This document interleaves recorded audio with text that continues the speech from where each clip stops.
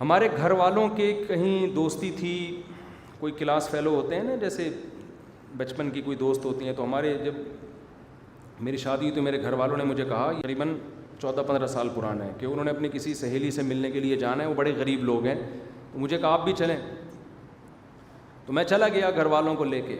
اچھا، میں جب ان کے گھر گیا تو میرے گھر والوں نے بتایا تھا بہت غریب لوگ ہیں، وہ کھانے کو روٹی نہیں ہے، بہت غریب ہیں، بہت بہت غربت کا نقشہ کھینچا نا۔ میں نے کہا یار بہت ہی غریب ہوں گے جب اتنا زیادہ بتایا جا رہا ہے۔ تو واقعی کسی کچی آبادی میں گیا تو ٹوٹا پھوٹا گھر، بہت ہی غریب لوگ، کھانے کے لیے برتن نہیں ان کے گھر میں، فرش ٹوٹے ہوئے، ایسا ہوتا ہے نا کوئی چارپائی کہیں سے کوئی لکڑیاں ملی تو لا کے ٹھوک کے لگا دی، واقعی غریب۔ تو میں نے کہا یار یہ تو بیچاروں کے پاس روٹی نہیں ہے، ٹکڑے مکڑے اس طرح کی چیزیں بیچاروں کے پاس۔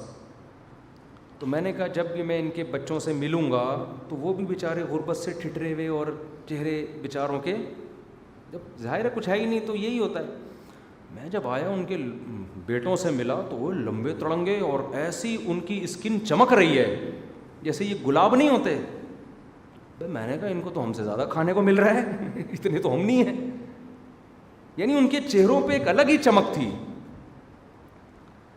تو میں نے کہا بھائی یہ کیسے غریب ہیں، کھانے کو ہے نہیں، اور ان کی صحتیں دیکھو اور ایسے چمک دیکھو، ان کی آنکھوں میں لال سرخ ڈورے نہیں ہوتے جیسے، ایسے لش پش ہٹو بچوں قسم کے غریب۔ اچھا ان کی والدہ بھی آئیں ملنے کے لیے، ان بچوں کی والدہ۔ میں نے تھوڑی گپ شپ لگائی، کیسے حالات ہیں بیٹا، بہت برے حالات ہیں، یہ ہے وہ، میں جو تعاون کر سکتا تھا وہ بھی میں نے کیا۔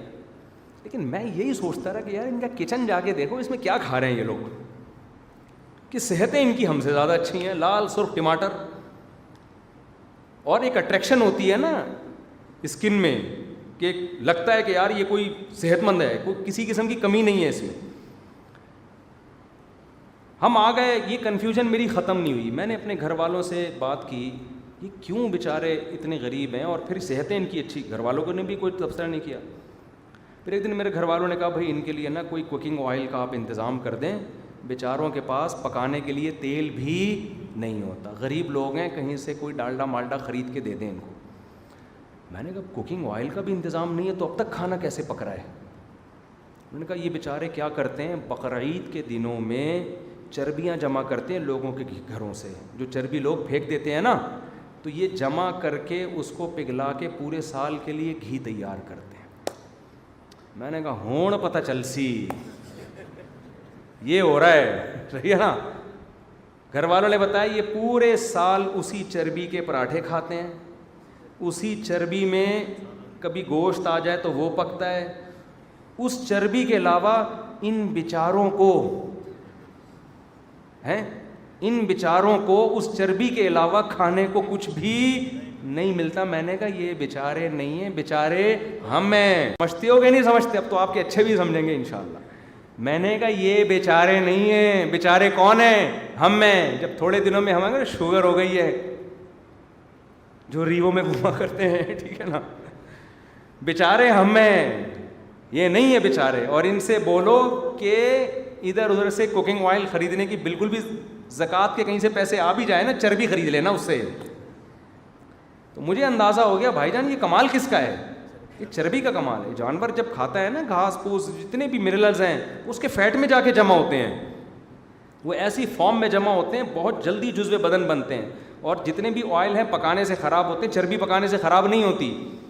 تو میں آپ سے بھی کہتا ہوں غریب بن جاؤ، بقرعید کے دنوں میں آپ بھی چربیاں جمع کرنا شروع کر دو۔ دیکھو اللہ نے قرآن میں یہ بیان کیا کہ یہودیوں پر ان کے گناہوں کی وجہ سے ہم نے چربی حرام کر دی تھی، یہ قرآن میں ہے۔ وَحَرَّمْنَا عَلَيْهِمْ شُحُومَهُمَا إِلَّا مَا حَمَلَتْ ظُهُورُهُمَا أَوِ الْحَوَايَا أَوْ مَا اخْتَلَطَ بِعَظْمٍ۔ اللہ کہتے ہیں ہم نے یہودیوں کو گناہوں کی سزا کیا دی، ہم نے کہا جانور کا گوشت کھانا ہے، چربی نہیں کھا سکتے۔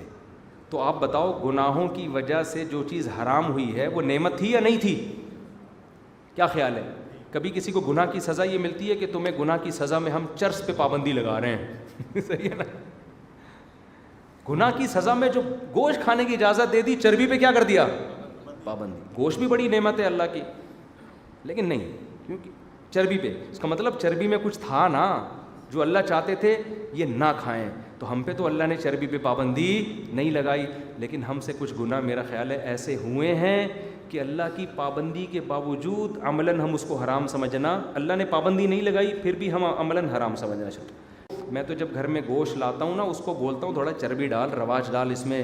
بریانی جب ہمارے گھر میں پکتی ہے، میں گھر والوں سے بولتا ہوں آئل نہ ڈالنا، اسی کی چربی میں بریانی بناؤ، مزہ نہ آئے خدا کی قسم پیسے واپس۔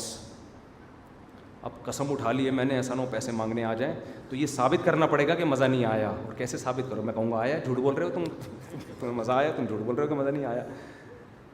کوٹ میں چکی والے دمبے ذبح کرے ہو، ان کو پکا پکا کے کھائے، آئل بالکل نہ ڈالو اس میں، پیٹ بھی صحیح ہوگا تو انشاءاللہ مزہ آئے گا۔ اگر کوئی ڈاکٹر کہتا ہے مفتی صاحب غلط باتیں کر رہے ہیں، تو میں آپ کو ایسے ڈاکٹروں کے حوالے دے دوں گا تلاش کر کے، جو کہیں گے مفتی صاحب بالکل صحیح باتیں کر رہے ہیں۔ ڈاکٹروں میں بھی اختلاف ہے، جو زیادہ محقق ہیں وہ یہی کہیں گے جو میں کہہ رہا ہوں آپ، لیکن چلو پھر بھی ایسا نہ ہو چربی ہی پھوڑتے رہو بیٹھ کے، اور اتنا سے شروع کرو جتنا ہضم کر سکو۔